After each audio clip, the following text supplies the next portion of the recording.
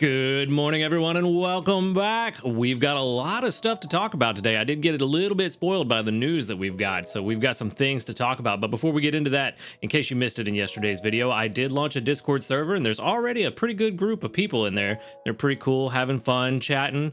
So if you want to join them and talk about Pokemon or any other video games, or just hang out and meet some generally cool people, I will have the link to the Discord server in the pinned comment, as well as the description of this video. So go ahead and click that, come join us, and come hang out.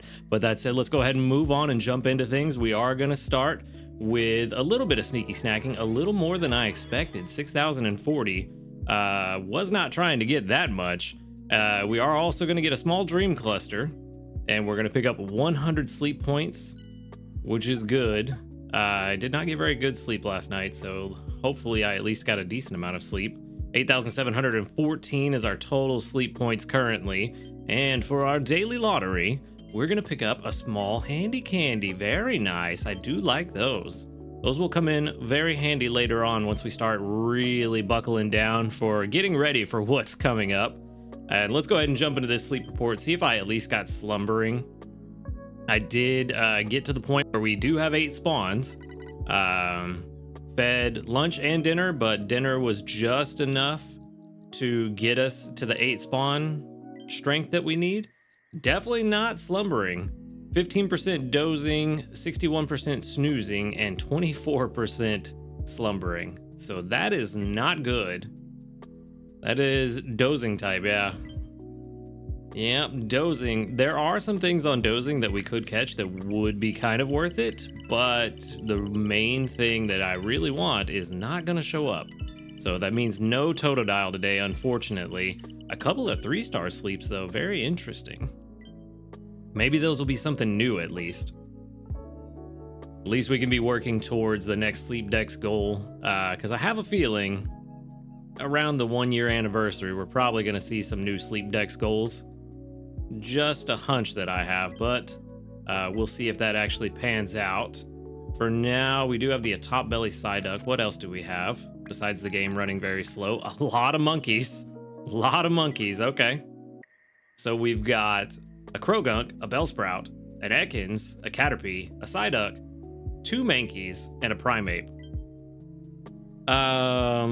Okay. Well, nothing new.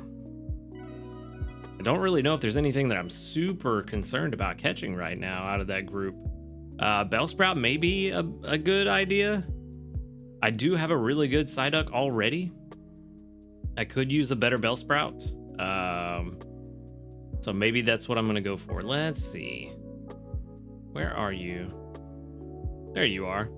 And I did already feed the Bellsprout once, so we could take it home, which I think is exactly what we're going to do. We're going to see if this Bellsprout will give us any love today. All right, and then we're going to wrap it up and go back to camp. Going to save our biscuits. Possibly could use another good Mankey, but I think we have 2 pretty good Primapes already, so that's not a big concern. You know what? There may be people that are going to use Golduck on their team for Suicune, so let's go ahead and send out some Psyduck candy and hopefully help people get set up for when that event does roll around, because it will be here before we know it. It is far away, but it'll be here before we know it. About 4,400 total Dream Shards, so not too bad on that front. The Bellsprout, though, let's see how we're looking. Oh, there it is. Cool. My window got resized. There we go. Level 15 and quirky. All right, let's see what this means for us. Tomato, potato, potato. I don't know how I feel about that ingredient spread. I do already have a tomato, potato. So I don't know if that's what I wanted or if I wanted tomato, tomato, potato for a longer term Bellsprout, but let's see what the rest of it turns out to be. It may still end up being better than the Victory Bell we already have, but we're going to find out. Helping Speed S is a good start. Sleep XP bonus is pretty decent. Inventory up S, also good. Energy recovery bonus is okay. And Skill Trigger S is all right. So nothing really too great, but Quirky Nature, which is neutral, is not going to help all that much. Let's see. I think this is going to turn out to be pretty okay, but kind of middle of the road. Maybe not. I thought it would be a little bit better, but not having ingredient finding of any kind probably hurting this Bellsprout pretty badly. I'm not going to use it no matter what, because it has the same ingredient spread as the Victory Bell we already have, and it doesn't have any ingredient finding, but I'm just curious how it turns out. Probability of catching a better one is very, very high. So that's not surprising. Not even remotely surprising. Honestly, having Sleep XP bonus is not the worst thing. It does help with leveling up Pokemon over time. But unfortunately, with an ingredient specialist, we do need ingredient finder. So Sleep XP bonus instead of ingredient finder is not helping. The funny thing is, it's only the gold subskills on this Bellsprout that are bad. If we swapped those out for ingredient finder M and maybe a skill level up, I think this could be a near perfect Bellsprout. The only difference would be that we'd also need a ingredient finding nature. I forget which one it is that's ingredient finding up and what is it? XP gains down. I forget what that one's called, but that would be the one that I'd look for Bellsprout, because we do want that main skill to trigger as much as possible. Even a sassy nature wouldn't be terrible on a Bellsprout, because if we can get that skill, especially with a skill level up, to trigger quite often, you're going to get a lot of energy back, because Victory Bell typically triggers fairly often for me anyway. Once or twice a day usually, without any real main skill up. So if you get a sassy one and really get that main skill triggering fairly often, you get quite a lot of return out of that. But this Bellsprout ended up only being a 49 PR, which is not surprising. It was middle of the road, almost exactly like I was expecting at the beginning. So again, we will go ahead and send this one to the professor. Unfortunately, no button to do so from this screen. You know what? I wonder if they could even just like split the OK button, and on the left side have OK, on the right side send to professor, and then a confirmation. Like if you hit send to professor by accident, hey, are you sure you want to send to professor? And then you confirm it. That could be interesting. But let's go ahead and move on. We have a lot to cover today. Another 206 sneaky snacking. I don't want sneaky snacking right now. It's not the worst, but I'm not super stoked about it. But we do have new news. A couple of things from this were spoiled for me. I knew the Pokemon that was coming. I knew we were getting Cram-O-Matic, which is an out of left field Pokemon. I would have never expected Cram-O-Matic to be coming so soon, but it looks so majestic in this first photo. I just love that picture of Cram-O-Matic. Anyway, I know about a couple of the features, but not everything, so some of it will be new. You will get a little bit of a live reaction from me in some of these things, but let's go ahead and check out the new arrival, Cram-O-Matic. There have been reports of Cram-O-Matic appearing near certain areas. Maybe this is thanks to the sleep research you've all been conducting. I noticed that this Cram-O-Matic is on Cyan Beach in this picture. It may be possible to encounter it during sleep research sometime soon. We hope you're looking forward to this. Note, appearing beginning June 17th, 2024. So that is not far off. That's what, a week and a half? Yeah, just about a week and a half. So not next week, but the week after, we'll get Cram-O-Matic to start showing up at 3 p.m., middle of the day. Cram-O-Matic incense can be used starting from the date and time above. It appears, oh, that's very surprising. It appears at Greengrass Isle, Cyan Beach, and Snowdrop Tundra. I was not expecting it to show up at Snowdrop. I figured Lapis would be where it was going to spawn. But that's just because I was assuming that Cram-O-Matic wouldn't like icy waters. So maybe I'm being a little bit too realistic in a Pokemon game. But yeah, of course, Cram-O-Matic is also going to be on the slumbering sleep type, which is just my luck. Yay. So that's good. We are going to be looking for a Cram-O-Matic. I'm very curious what it is going to end up being in terms of a specialist, berries, ingredients, or skills. I'm just going to take a random guess, just for the fun of it. If I were to put money on it, and not a lot of money, if I was to put like 5 Poké-Dollars on it, I'm going to say skill specialist. But here we go. We have a new event, the Summer Festival, coming later this summer. This summary week-long event will feature greater appearance rates for water, flying, and bug-type Pokemon. Also, you'll be able to use a limited time function, the Candy Cram-O-Matic. And this was the one I was spoiled on. I kind of understand how it works, but let's see if the official news explains it a little bit better than what I heard. So, this function allows you to get medium-sized candies, which I think, for a handy candy, I think is 20 candies. So medium-sized candies of various types by feeding Dream Shards and Pokemon candies to the Candy Cram-O-Matic, which is why we're getting Cram-O-Rant. For more details, please see the information about the limited time Candy Cram-O-Matic function. You can complete limited time event missions to get great rewards, such as Cramorant Incense. There will also be other various bonuses. We hope you are looking forward to the event. I kind of am. The Cram-O-Matic does sound like an interesting feature. It's always nice when they give us something new. The event period is also going to start Monday, June 17th, but at 4 a.m. and last until Monday, June 24th at 4 a.m. So a 1 week long event. I do wish we had a little bit more downtime, but I guess we'll get 2 weeks of downtime. Maybe I'll feel different once we actually get closer to it. It's only been a few days since the Entei event, so maybe I'm still kind of like, oh, the event is over. Let's just chill for a minute. But here we go. Limited time function Candy Cram-O-Matic. Only during the event, you can use the Candy Cram-O-Matic from the home screen. If you spend Dream Shards and feed 40 of your Pokemon candies to the Candy Cram-O-Matic, you'll get one medium-sized candy of a random type. On rare occasions, you'll get a great success when you use a Candy Cram-O-Matic. When you get a great success, you'll receive 2 medium-sized candies. Okay, so it's a good thing that last week we looked at how many excess candies we have in different areas, so we can use a lot of those Wobbuffet candies to fill out the Candy Cram-O-Matic and hopefully turn those into more useful candies. So that's a good thing, that we do get to take some of our candies that we may not be using for anything and turn them into something that can actually be used on something we want. Also, the type of candy you receive depends partially, keep in mind this is the important part, only partially on the type of Pokemon candies you feed the Candy Cram-O-Matic. Note, this does not guarantee that you will receive the same type of candy you fed the machine.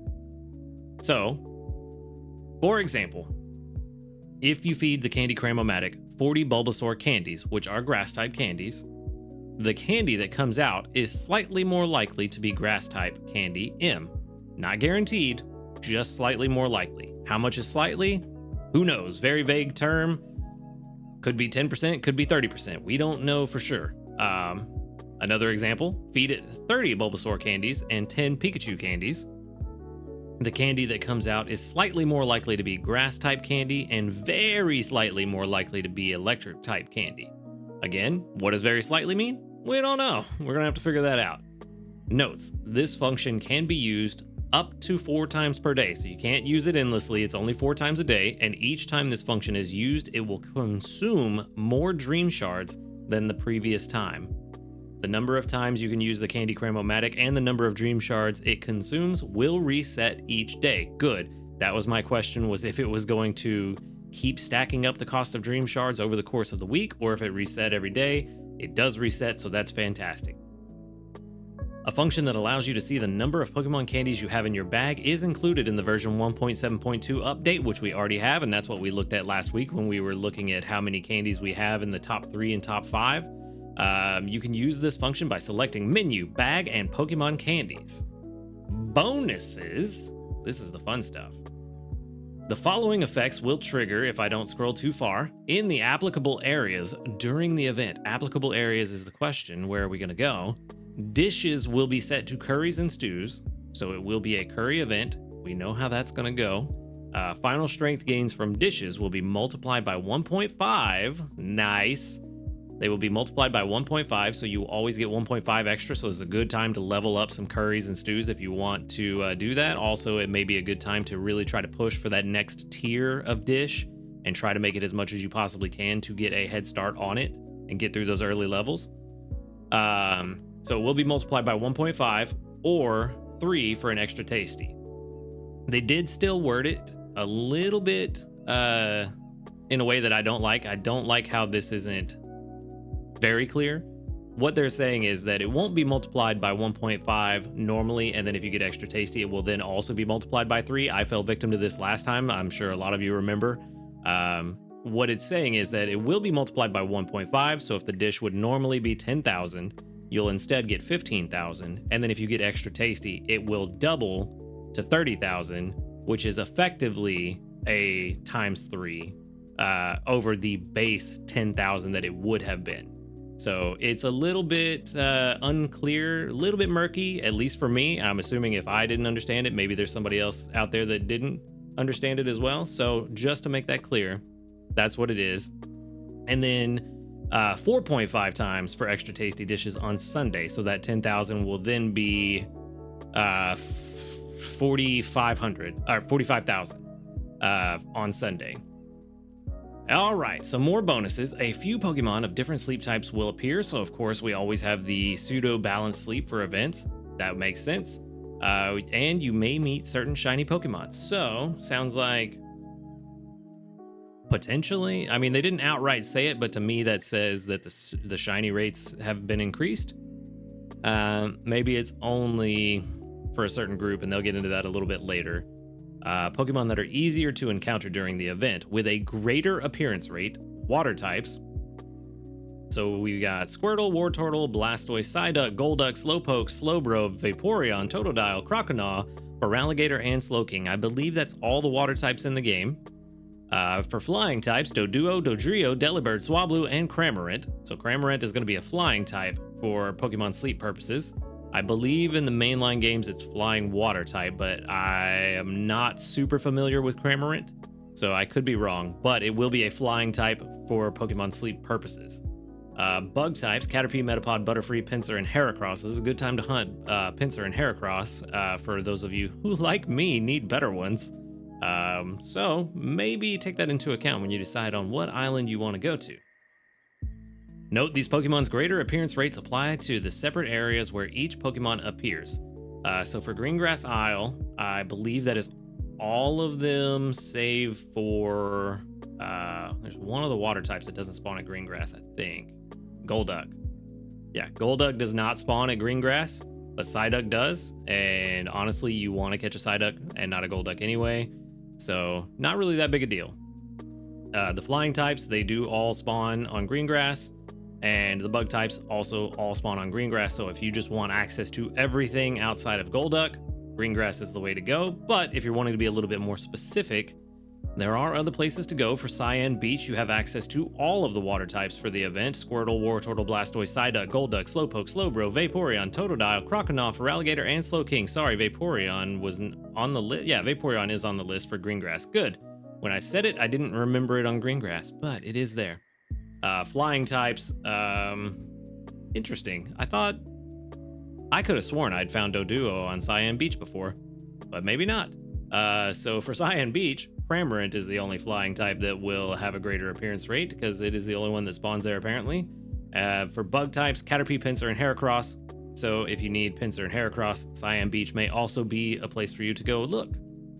For Snowdrop Tundra, it is a very limited selection, so if you only need these very limited Pokemon, maybe Snowdrop is the right place for you. You've got Psyduck, Slowpoke, and Slowbro, and then for flying types, you've got Delibird, Swablu, and Cramorant. And then for Lapis Lakeside, it's a little bit limited, but not as limited as Snowdrop. We've got Squirtle, Wartortle, Blastoise, Psyduck, Slowpoke, and Slowbro. And then for flying types, we've got Doduo, Dodrio, and Swablu. So definitely going to be Greengrass, Cyan, or Snowdrop if you're wanting Cramorant, which that will probably be determined later on when we figure out a little bit more about Cramorant's stats. Notes about the summer festival. I think this is just the normal stuff that's like, hey, make sure you go to sleep and make sure you, things will reset at this time. Does it tell us how many dream shards we use for the Cram-O-Matic? No, just says that it may return in future events. And the rest is just the standard event disclaimer stuff. Doesn't look like anything important. Yep, cool. No worries then. So we can go ahead and move on. All in all, sounds like a pretty packed full event. Going to be kind of interesting to figure out more about Cramorant and then decide where we want to go. Of course, I do want to get one just to have it for the collection. The question is, what else will I have found in between now and then? And what does that mean when the time comes? But overall, looking forward to the event. Let me know in the comments what you think about the event and if you're excited for it or if you just, kind of want to take a little bit longer of a break. But let's go ahead and continue on for our community reports. We've got about 45 of them. 46. Okay, cool. Nice. With 1, 2, 3, 4, 5, 6, 7, 8, 9, 10, 11, 12, 13, 14, 15, 16 that have doubled up. Very nice. Very, very nice. All right. Now to get into things that are going to be a little bit different. We are not making breakfast today because we got another 326 sneaky snacking because it's lunchtime.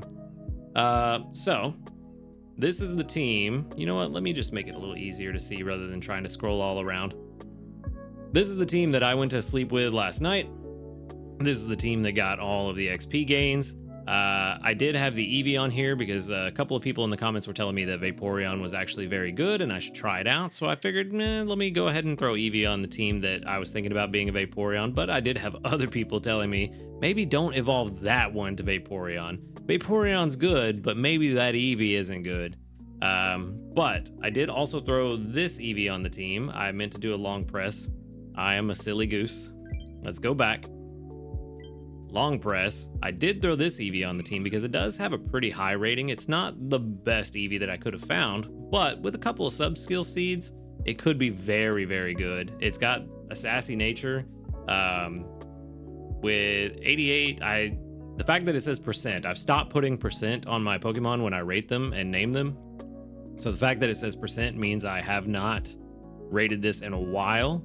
It may be higher or lower, but with a couple of sub-skill seeds, particularly at level 50 and 75, if we got lucky and only had to use 2, getting a skill trigger M, or not 75, sorry, I meant 25. Skill level up and skill trigger M would be very good, but also another sub-skill seed on that helping speed would also be very good. The only bad thing about it, it's not even really bad, is the ingredient finder S. That one I would just probably leave as ingredient finder, but with a little bit of investment, I think this Eevee is a very solid one. Milk, Cocoa, and then Milk at level 60. I think this is a good one. Maybe this is a good Vaporeon candidate. I did put it on the team to get some sleep time built up, thinking that this would be a Glaceon. But then I got to thinking, why am I in a rush to get a Glaceon when I have a Flareon and Glaceon is going to have the exact same main skill? Outside of times where I'm on Cyan Beach, it's not really going to make a difference. If it's just a neutral berry and it's not a favorite berry, then it doesn't really matter if I use Flareon over Glaceon. And the only reason I was thinking about Glaceon was for the Suicune event. So there's no guarantee that I would even get Rost berries as the favored berry during the event. So there's no point investing in an Eevee to be a Glaceon just in case I might get a Rost berry. Like, I'm gambling to gamble, and that's not a smart way to play it. So perhaps this could be the Vaporeon that I test out, but I'm not 100% sure yet. And then since this Eevee is probably not going to be the Vaporeon, I'm still not sure what I want to do with this Eevee. I don't know what I could turn it into that would actually be worthwhile, because Vaporeon was the only one that seemed more ingredient focused than the others. So I'm not really sure if I could do anything with it or if I should just ditch it and send it to the professor for candies. But one thing I do know that I can do is get one of these pseudos on the team. And I'm thinking, with how beneficial this guy is for curries, for that Kima curry, thinking maybe we put him on the team and let him naturally grow a bit, because pseudos take a lot to grow. But also, I'm second guessing this Slowpoke on the team that's going to be our Slowking eventually. I don't know that I want to work on that one. I feel like there are better choices. That said, potentially Delibird could be really good down the road if we get higher tier recipes that use apples. But I still don't know which of these two, the Pupitar or the Larvitar, that I want to be my Tyranitar. So I'm thinking potentially this one as the Tyranitar because it has berry finding. So getting berry finding on a dark type would be very nice. So I'm going to go ahead and throw this guy on the team. And even if this doesn't become my Tyranitar, it's kind of a twofold thing.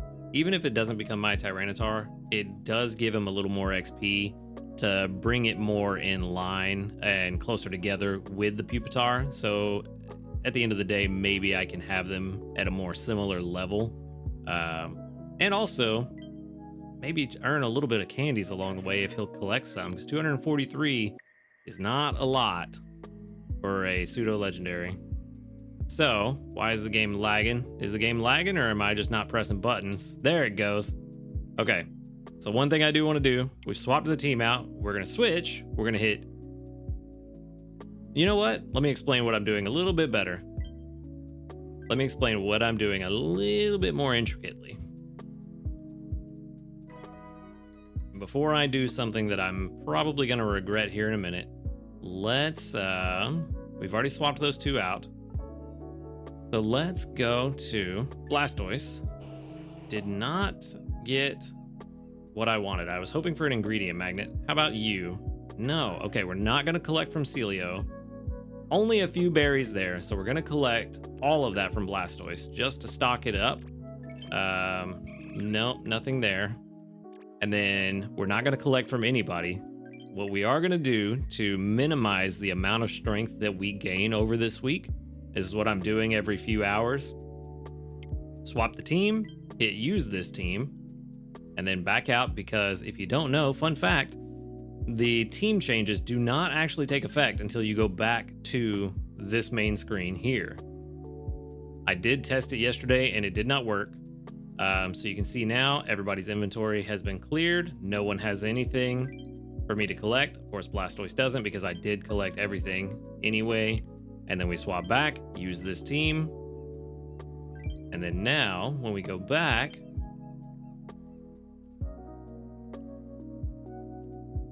where's our Celio? You can see Celio's inventory completely cleared out. It did not get applied as sneaky snacking. It is just gone like it never happened. So that is one method that you can use to minimize the amount of strength that you gain over the week. Just do that every few hours before you start hitting sneaky snacking. And even if you get to sneaky snacking and get a little bit, it's not really going to affect much given the range that we're working with. But that's what I'm going to be doing to minimize the amount. I don't have what I need yet to make the, what is it, the ninja salad that I was going to make? Yes, ninja salad. I don't have it, but I can make a bean ham salad. We're not going to put anything else in it. Don't add more. And we're going to move on. Really, I could have just made a one ingredient meal. Of course, it's extra tasty. Well, luckily the extra tasty didn't really affect much, only 3,239. I've gone a week and a half without an extra tasty, and my first extra tasty in a week and a half is on this little 8 ingredient bean ham salad. That is, if that is not the epitome of my luck in a perfect example, I don't know what is. I don't know how else to describe my luck if that's not it.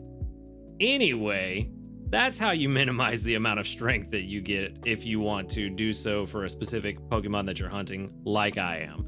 Again, we do want to stay between Master 2 and Master 6 because that does maximize our odds of getting a Totodile if I get Slumbering Sleep type. So that's why I'm doing that. I am trying to get skill triggers with Blastoise just to stock up other ingredients, but I'm not really trying to collect berries from Blastoise. So if I can get a skill trigger and collect as many of the ingredients as I can and collect as few berries as possible, that is the idea. But for now, that is everything. That should be a set plan. We should be good for the rest of the week. We have all 8 spawns going forward the rest of the week. We're in the range that we want to be for Totodile. Took a little longer to get there than I wanted. I was hoping to be there by Tuesday night, but unfortunately we had to take an extra day. But it is what it is. We'll do good for the rest of the week. Now, if I can only get slumbering type, then we'll really be in the money. But that said, that is going to be all from me today. Again, I will have the link to the Discord in the pinned comment and the description of this video if you want to come and join us and hang out. Make sure to hit that subscribe button while you're down there. I'm trying to get to 1,000. I am working on a special video that will be released once we get to 1,000 subscribers. And yeah, other than that, y'all have a good night. And until next time, later, dudes.